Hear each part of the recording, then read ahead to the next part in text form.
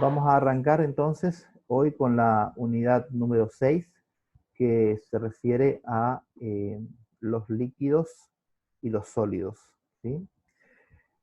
Eh, pues bien, vamos a empezar con los líquidos y las características que estos tienen.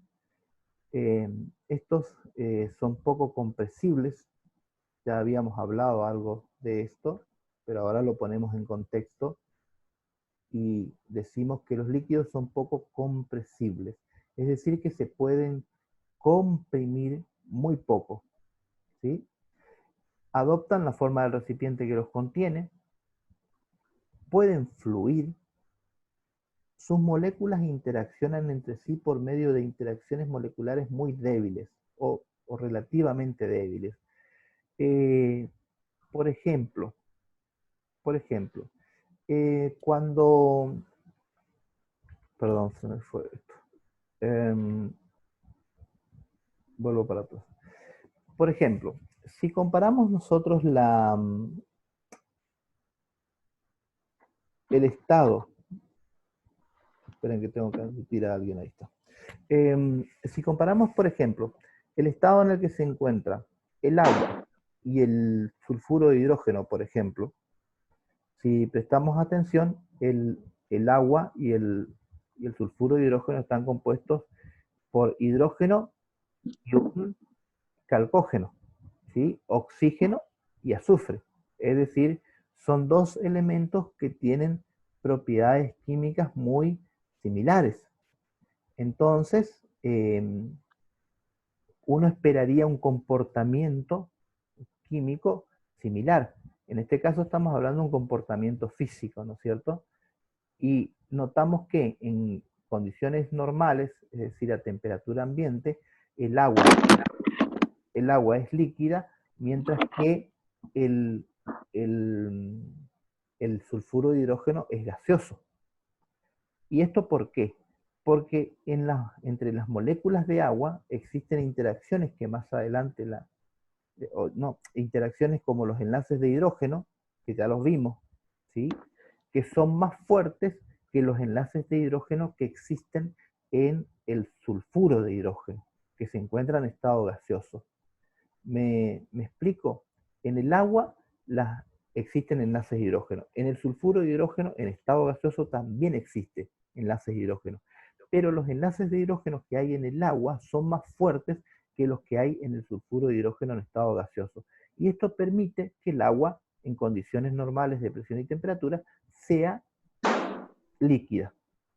¿Sí? Sea líquida. Muy bien.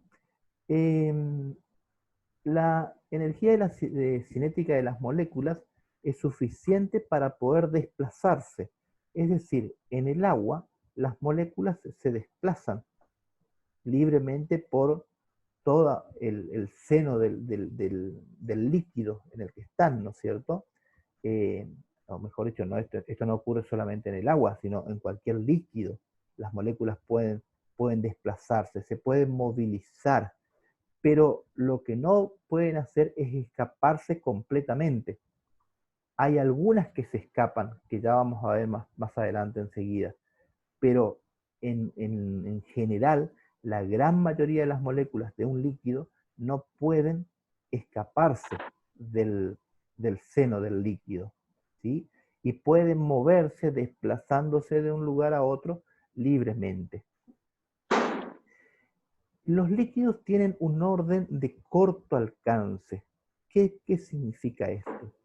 Esto significa que la vecindad inmediata de una molécula en un líquido es similar a la que tiene en el sólido.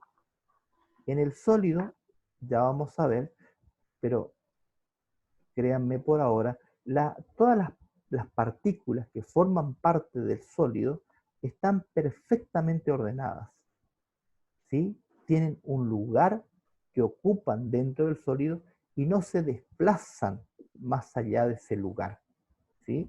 Ahora, en el líquido hay un orden de corto alcance.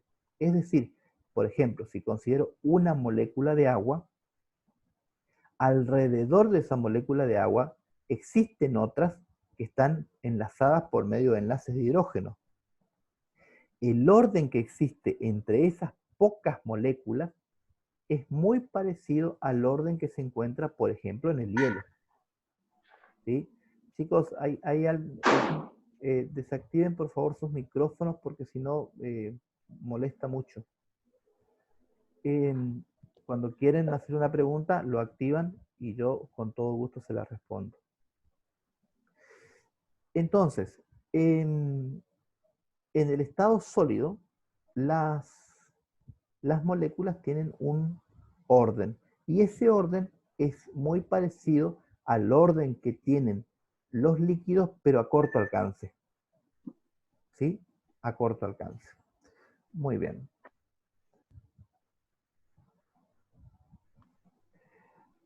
Los líquidos tienen una propiedad a la cual llamamos viscosidad. Y es muy fácil de definirla. La viscosidad no es otra cosa más que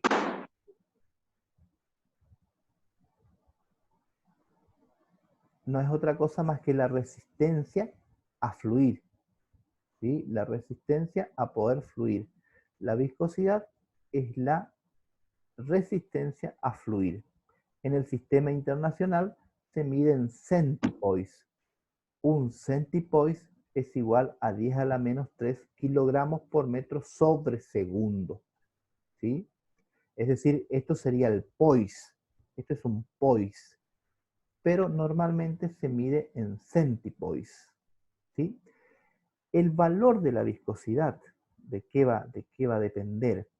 Va a depender de las interacciones moleculares que haya entre los líquidos, de la facilidad con que pueden cambiar su ubicación al fluir en un líquido.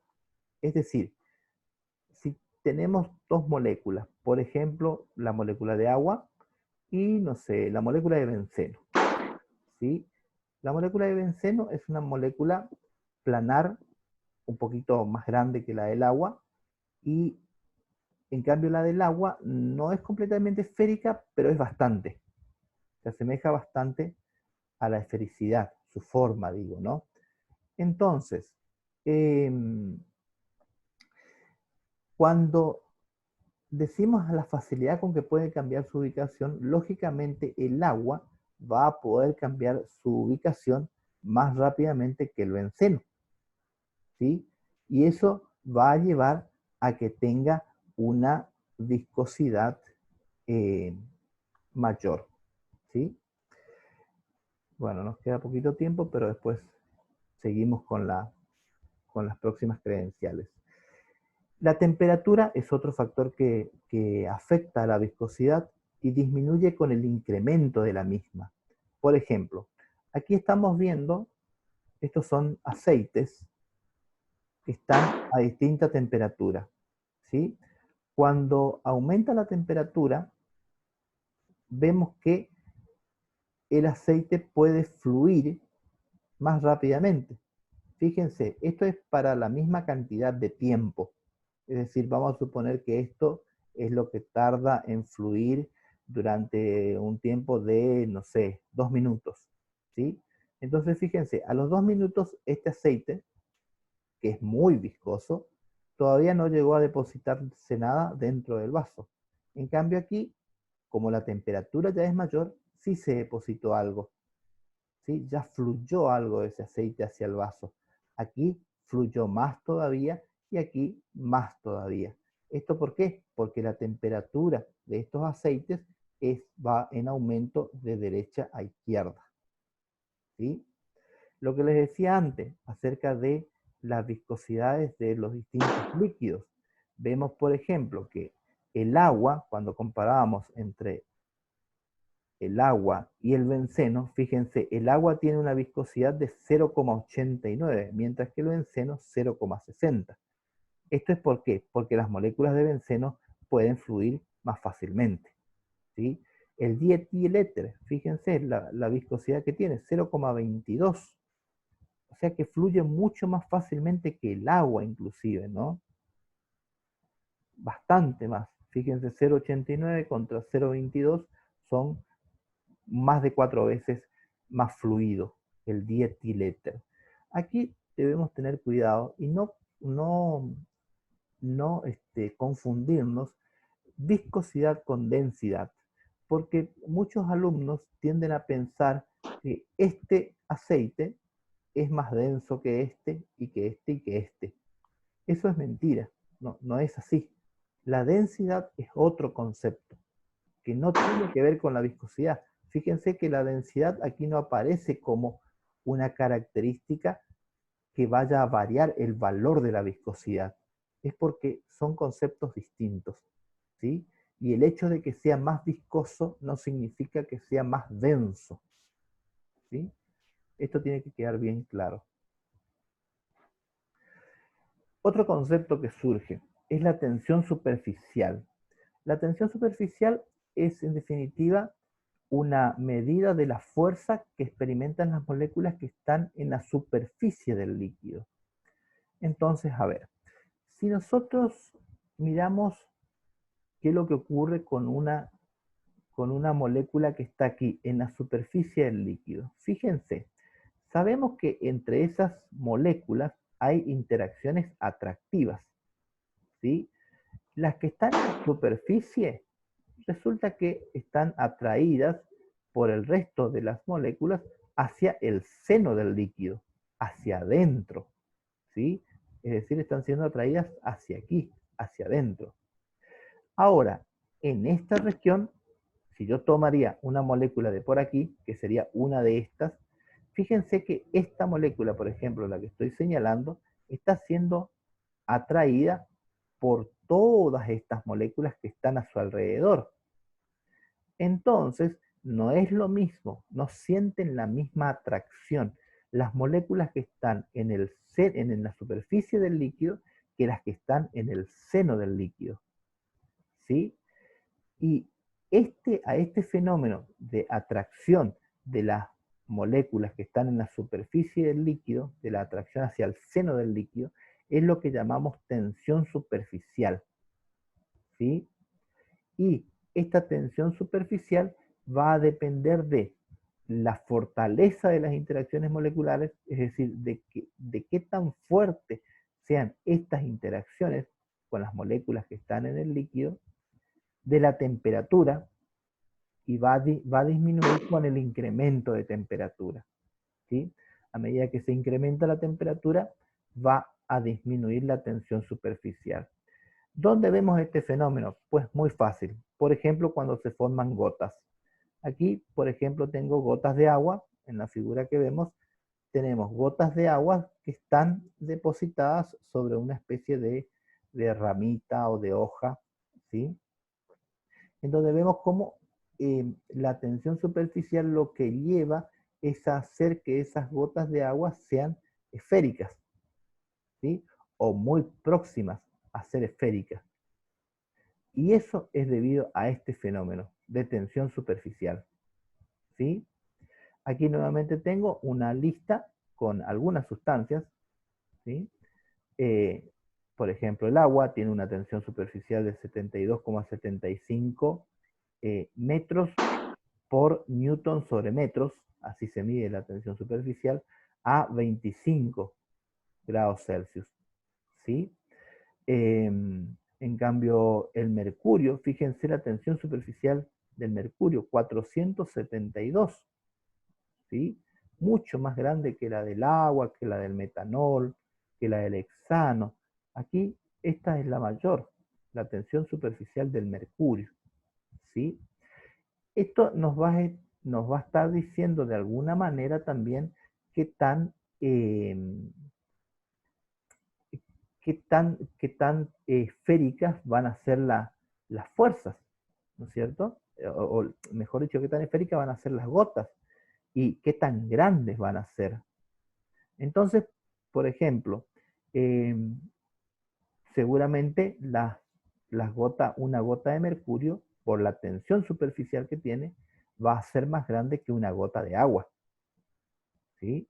Los chicos de licenciatura, en la etapa presencial, cuando hacíamos presencial, determinaban el volumen de una gota de agua y después le agregaban un tensoactivo, es decir, algo que rompe o que disminuye la tensión superficial, y volvían a medir el volumen de la gota de agua y era menor ¿sí?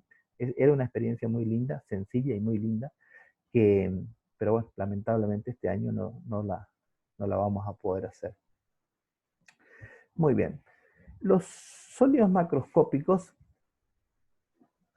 los sólidos tienen sus propiedades macroscópicas y esto los lleva a clasificarlos en base a la estructura que tienen a nivel molecular.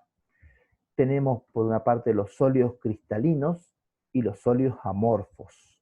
Los sólidos cristalinos son aquellos que tienen una estructura completamente ordenada, es decir, donde las, las partículas que lo conforman, es decir, los átomos, los iones, las moléculas, no importa qué partícula esté conformando ese sólido cristalino, lo que sí va a importar aquí es que están en posiciones determinadas y no en cualquier posición. Por ejemplo, el hielo, el cloruro de sodio, el carbono, que depende la ubicación que tengan sus partículas, el carbono se va a presentar como diamante o como grafito, ¿sí? Normalmente los sólidos cristalinos funden a temperaturas definidas, tienen superficies planas y lisas, bien definidas, a las cuales se denominan caras, y tienen ángulos definidos en sus aristas. Ya vamos a ver esto, de qué estamos hablando. Las caras están formadas por agrupaciones ordenadas de los átomos. Un sólido amorfo es un sólido que no tiene forma. No tiene forma a nivel molecular, estamos hablando, ¿no? En donde las partículas que la forman están desordenadas y al azar, ¿sí? Los sólidos amorfos, al contrario de los sólidos cristalinos, no poseen caras bien definidas, a no ser que hayan sido moldeados, ¿sí? No poseen un punto de fusión bien definido como sí lo tienen los sólidos cristalinos y se reblandecen dentro de cierto intervalo de temperatura, ¿sí?